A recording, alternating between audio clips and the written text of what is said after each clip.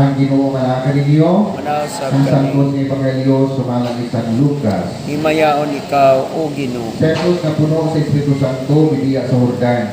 Kunya, gidala siya sa Espiritu Santo, ato sa kamingawan, o dito, gipintal siya sa yawa, sulod sa kapatan kadlaw.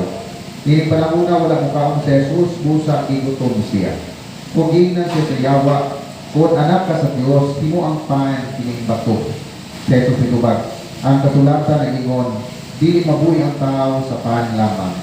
Kunya, gidala siya sa yawa, nato sa itaas, o sa usa ka pamilo. Gipakitaan siya sa sanang ginharian sa kalibutan. Ningon ang yawa kaniya, ihatag ko kanimo kining tanang dahog o bahandi. Kining tanang gitugan kanako, o ako makahatag nini kang bisan kinsa na gusto kong hatagan. Maimo niya kining tanan kung mulod ka sa akong atubangan. Sa Jesus itubag, ang kasulatan ng ingon, simbaha ang Ginoo nga imong Dios ug siya lamang ang alagari. Kunya gidala sa yawa ngadto sa Jerusalem ug makahilunan siya sa pinatasan bahin sa templo ug giingnan siya. Kung ikaw anak sa Dios, ambak ngadto sa ubos. Kaya nag-ingon man ang kasulatan, ang Dios magsugo sa mga anghel sa pagbantay pag-ayo kanimo.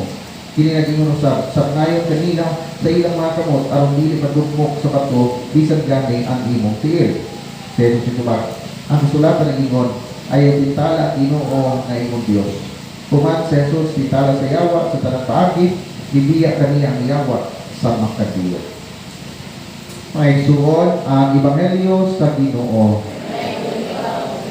For videos, please click here and subscribe my YouTube channel.